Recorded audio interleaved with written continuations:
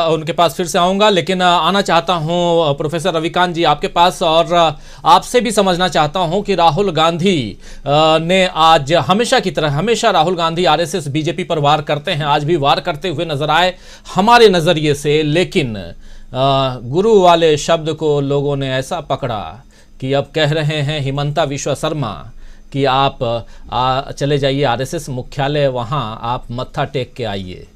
क्या कहेंगे इस पे?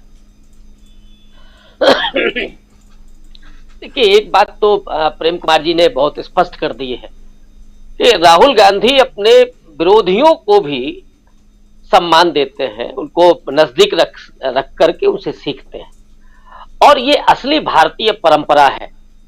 आप अगर प्रोफेसर साहब बैठे हुए हैं, दर्शन का उनका बहुत अध्ययन है, और इस देश में अगर दार्शनिक परंपरा को देखिए तो लगातार एक दूसरे दर्शन के खिलाफ पूरा डिस्कोर्स रहा है, लेकिन कभी किसी व्यक्ति पर, किसी विचारक पर दूसरे विचारक ने कभी व्यक्तिगत टिप्पणियां नहीं की। ये भारतीय परंपरा है जी। जो आरएसएस और जो बीजेपी राहुल गांधी को पानी पी पी करके कोसते रहे, वही राहुल गांधी आज आरएसएस और बीजेपी के प्रति कितने नरम हैं। जब वो गुरु कह रहे हैं तो उसका मतलब है कि वो सम्मान कर रहे हैं, वो उनके प्रतिद्वंदी है, वो दुश्मन नहीं है। और ये वो कांग्रेस की परंपरा भी है। आप गांधी जी को याद कर लीजिए, नेहरू को याद कर लीजिए, या उसके बाद की पूरी फेहरिस्त को याद कर लीजिए। गांधी जी के प्रतिद्वंदी तमाम थे, लेकिन वो दुश्मन नहीं थे। नेहरू ने तो श्यामा प्रसाद मुखर्जी को अपने मंत्रिमंडल में शामिल किया, डॉक्टर अंबेडकर को अपने मंत्रिमंडल में शामिल किया, और आजादी के आंदोलन में जो सबसे बड़ी प्रतिद्वंदता है वो गांधी और अंबेडकर की मानी जाती है।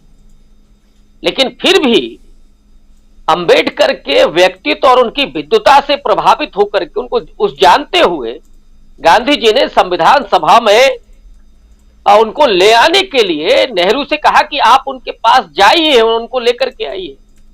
ये है असली भारतीय परंपरा। लेकिन दूसरी तरफ जो ये आरएसएस की परंपरा है, मैं आज एक बात कहना चाहता हूं कि राहुल गांधी के लिए जिस टर्म का इस्तेमाल होता रहा है एक दशक तक, तो बहुत ज्यादा, ये शब्द पहली बार जब मैंने सुना था, जो मुझे याद है, और वो शायद पहली बार ही इस्तेमाल हुआ था जब राहुल गांधी अपने पिता की हत्या के बाद अंत्येष्टि के लिए आए थे।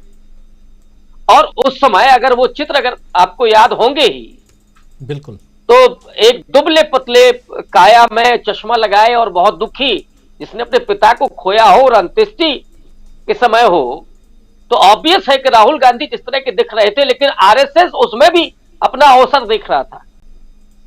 और उस समय पहली बार राहुल गांधी के लिए वो शब्द का इस्तेमाल हुआ कि अरे ये तो पप्पू दिख रहा है।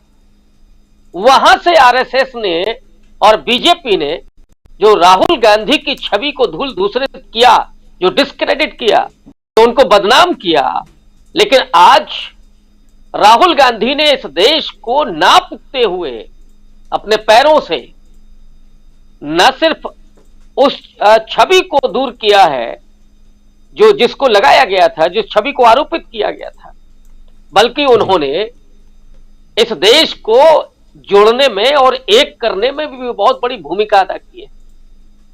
और इससे उन्होंने सीखा भी बहुत कुछ है। तमाम संस्कृतियों को, दक्षिण से लेकर के और उत्तर भारत की, उस संगीत को, गीत को, नृत्य को, भाषा को, वहां के पहनावे को, इस सबको राहुल गांधी सीख रहे हैं और जान रहे हैं कि किस तरह की नफरत है इस देश में। और उनका निष्कर्ष क्या है कि नहीं, नफरत नहीं है लोगों के बीच में, ये नफरत फैलाई जा रही है या नफरत बताई जा रही है सिर्फ चैनल्स के जरिए। असल में इस देश के लोग सहिष्णु हैं, सौहार्द रखते हैं एक दूसरे के प्रति। लेकिन आरएसएस के प्रति जो उन्होंने कहा, उसको बजाय इसके कि एक प्रतिद्वंदी दूसरे प्रतिद्वंदी के लिए कितने सम्मानजनक शब्दों का प्रयोग कर रहा है, बजाय इस बड़प्पन के राहुल गांधी को इसमें भी आप डिस्क्रेडिट करेंगे, उनके लिए अपमानजनक शब्द कहेंगे, तो दरअसल इनकी फितरत है। वो हेमंत बिस्वा शर्मा हो या कोई और भी हो। और आपने पिछले डिबेट में जो कहा था कि हेमंत बिस्वा शर्मा तो आज भी सोचे कि वो बिस्किट काश हमको मिल गए होते। उनकी जो भाषा है वो वही वाली भाषा है, वो बड़प्पन नहीं है हेमंत बिस्वा शर्मा में। लेकिन राहुल गांधी का जो व्यक्ति, और आज आप उनका कॉन्फिडेंस देखिए, जिस ढंग से बात कर रहे हैं। और मुझे अब लगता है, ये मैं आखिरी टिप्पणी कर रहा हूं, कि राहुल गांधी अब न रुकने वाले हैं और न उन्हें कोई रोकने वाला है। अब राहुल को रोकने वाला इस देश में अब नहीं है कोई। वहां पहुंच चुके हैं राहुल गांधी, इसलिए वो हर सवाल का जवाब भी लगातार प्रेस कॉन्फ्रेंस कर रहे हैं बिना टेलीप्रॉम्प्टर के। यहां तो प्रधानमंत्री टेलीप्रॉम्प्टर के बिना पा रहे हैं, अडानी साहब भी वही कर रहे हैं। तो ये जो उन्होंने बड़ी विनम्रता के साथ कहा, और ऐसा नहीं कि उसमें कोई अपमान का भाव हो। उन्होंने कहा, अरे भाई मैंने क्या बिगाड़ा है, ये विकल्प क्या मेरे लिए नहीं होगा। तो उस देश के सामने विकल्प खड़ा कर रहे हैं कि विकल्प हेलीकॉप्टर वाला होगा या वो होगा जो सीधे जनता के जुड़े सवालों का जवाब देता है। जनता के सामने वो विकल्प पेश कर रहे हैं राहुल गांधी।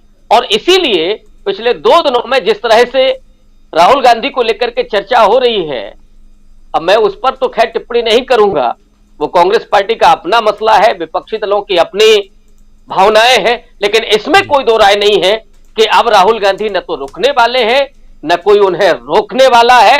वे निर्विवाद रूप से इस देश के लोगों के नेता बन चुके हैं, उनकी भावनाओं को समझते हैं, उनसे वो जुड़ते हैं, उनके दुख दर्द में शामिल होते हैं। वो नेता राहुल गांधी बन चुके हैं। वो प्रधानमंत्री बनते हैं कि नहीं बनते हैं, ये तो आने वाला वक्त बताएगा। जी बिल्कुल, आने वाला वक्त बताएगा। 2024 की बात हो रही है, प्रधानमंत्री पद की दावेदारी 2024 में होगी, मई महीने में। लेकिन उससे पहले 2023 का इंतजार स्वागत कर रहे हैं हम तमाम साथी जो इस वक्त चर्चा कर रहे हैं और जो सुन रहे हैं हमारे साथी वो भी। लेकिन साथ साथ जो राजनीति चल रही है, 7 सितंबर से 31 दिसंबर तक क्या कुछ बदल गया है, और बदला इतना ज़्यादा कि राहुल गांधी ने आज 10वीं प्रेस कॉन्फ्रेंस कर ली और इस प्रेस कॉन्फ्रेंस में खुलकर अपनी बात रख रहे थे।